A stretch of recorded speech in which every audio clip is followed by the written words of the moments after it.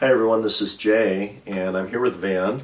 And today we're going to continue our discussion of my book Start, but we're going to focus on lesson number 10, which is we align ourselves with God's enemy, Satan himself. We align ourselves with God's enemy, Satan himself. And just to take a half step backwards, Van, in lesson 8 we talked about how we align ourselves with the world, humanity standing in rebellion against God and his Messiah.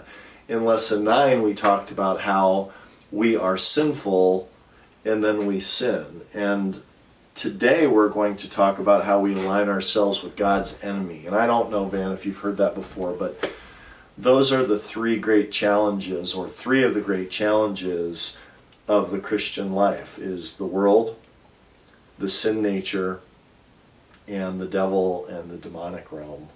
So it's very important to look at these great challenges so that we can understand what we're facing, and then once again find the ultimate solution in Jesus Christ. But Van, as we transition into this topic of Satan and the demonic realm, how did you view Satan and demons growing up, and or how did your friends view those topics? Growing up, we all believed in Satan and demons and Ouija boards and paranormal activity, possession. I mean, those were all things we saw in movies, and we were scared of them. Yet at the same time, God, on the flip side, was in some ways questionable. Like, it's easier to see the evil in the world versus seeing the works of God. So as we head into this, it's fascinating to me that Satan's very name in Hebrew means adversary or accuser. Adversary or accuser. And that points in the direction of how he relates to God and how he relates to God's people.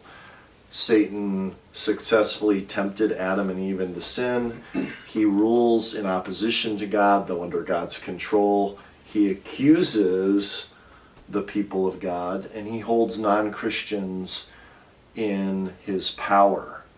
And yet, until he experiences final judgment, Satan and his demons will continue to tempt us away from God. So I think it's critically important for us as Christians to pause and think how unknowingly we participate in that kind of thinking, and how unknowingly at times we are tempted and then succumb to the temptations of Satan himself. So God help us, and God has helped us in the person of Jesus Christ.